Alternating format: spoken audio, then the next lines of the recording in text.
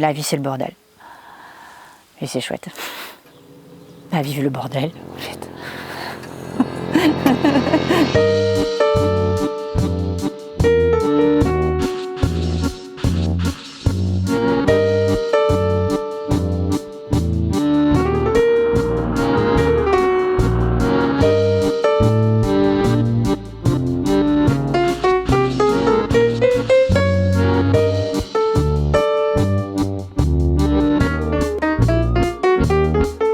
Je m'appelle Christelle, je suis gardienne du jardin des Lucioles et je propose des balades botaniques.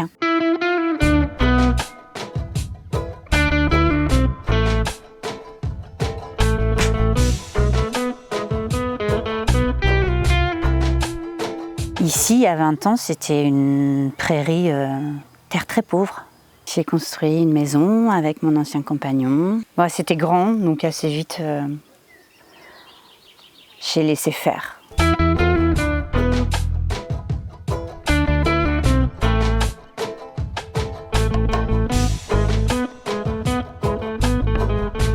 Ce jardin peut être vu comme une friche.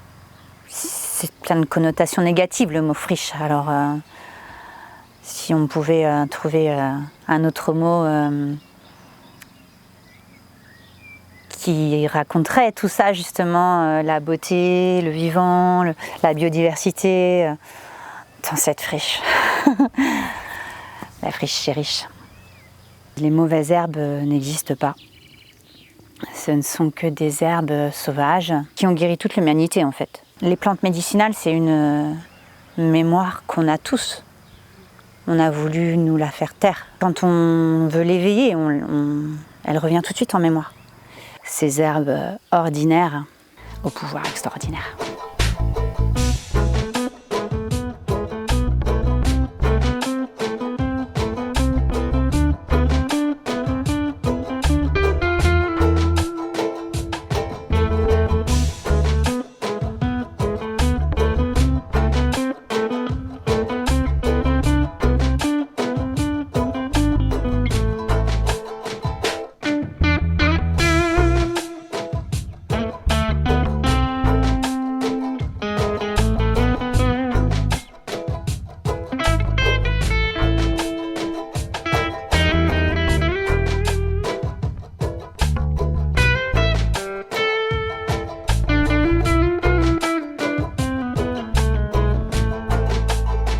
Alors, bien sûr, il faut parler de la Carter, parce que depuis, il y a la Carter.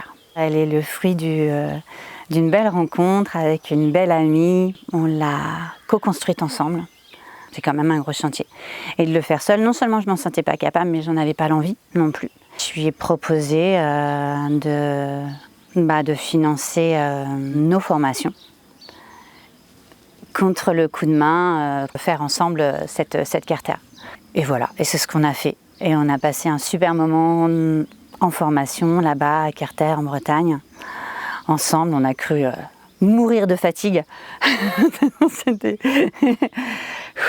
Après, pour la construire, la Carter, on l'a construite à notre rythme. Donc on a été plus tranquille, 2-3 jours par semaine, c'était bien. J'ai rencontré plein de gens à travers ce chantier.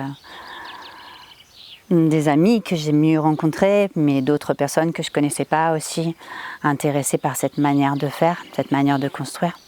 Et puis le fait de rentrer en contact avec cette matière, justement avec un végétal, mais sans arbre, sans bois.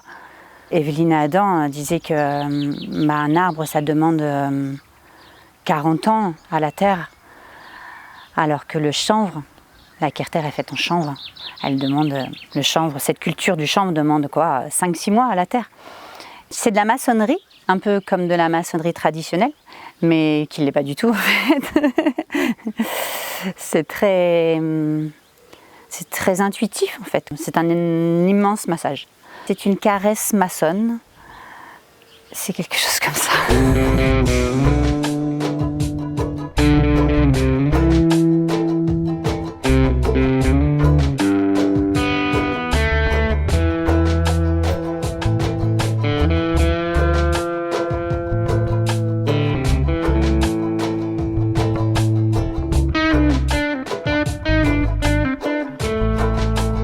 Je savais pas trop. Est-ce que c'était pour moi, pour y vivre? J'ai ma maison, ma petite maison, j'y suis bien, elle est chaude, elle est chaleureuse. Je suis pas dans cette nécessité-là. Je suis dans la nécessité de me trouver plutôt une activité. Du coup, maintenant, j'ai un petit revenu. J'accueille des personnes qui viennent ici à la nuitée ou en séjour, se reconnecter un peu, se déposer de leur vie trépidante.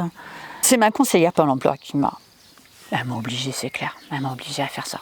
J'ai longtemps hésité avant de faire ces démarches, mais je les ai faites et je les regrette pas. Le jardin des Duvicioles est devenu une grande entreprise.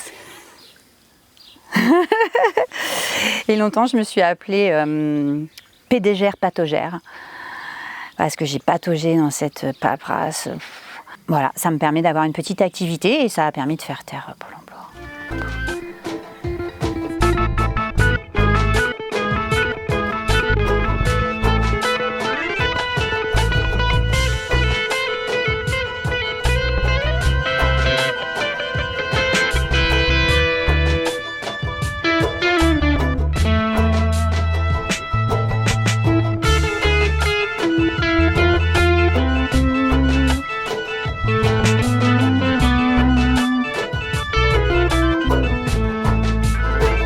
Dans une autre vie, j'ai vendu des fruits et légumes sur des marchés. Des tomates en plein hiver et des fraises au mois de février, quoi.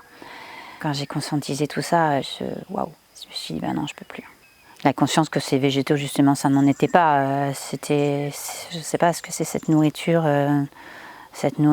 d'usine qui naît sous du plastique, dans des immenses serres. Voilà ce que je vendais, moi. Je ne pouvais plus. Tous ces biocides, quoi, qui sont nourris aux biocides, à un moment donné, tu peux plus. Les grandes exploitations agricoles, les rendements s'effondrent. Ils en sont venus à mettre des tonnages hallucinants de matières fertiles, en tout cas pour renverser la courbe de cette fertilité qui se perd. Voilà, je ne sais pas ce qu'il y a de plus grave en fait que de perdre la fertilité de la terre. En laissant faire, en fait, la nature a toutes les solutions pour les maux de la terre. Chaque plante sauvage est un remède à la terre malade.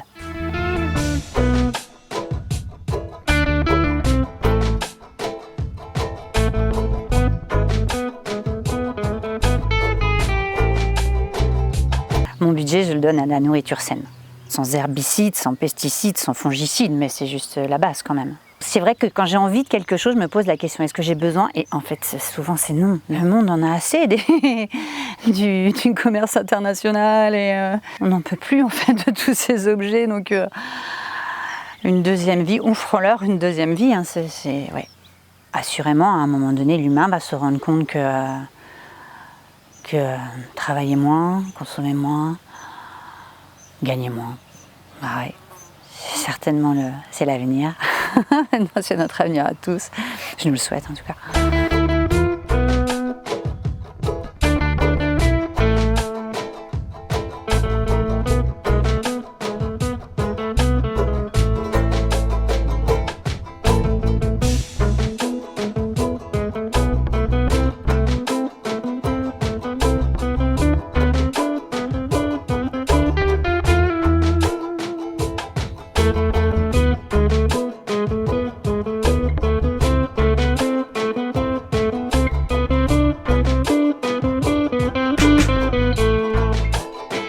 Bien sûr que c'est une lutte de chaque jour. Moi, je suis passée par plusieurs phases dans ma vie de militantisme, du militantisme à l'activisme. Aujourd'hui, j'ai trouvé une forme d'apaisement dans cette manière d'être et d'offrir ce jardin au monde. Ouais, ça est devenu ma manière de lutter. J'adore cette expression-là, l'impact bonifiant. C'est Evelyne Adam qui a pensé comment l'humain, geste après geste, peut bonifier son petit lieu. Et ça, c'est très très fort. Bonifier. C'est toute l'œuvre de ma vie. Lâcher prise, c'est une telle aventure. Faut le vivre.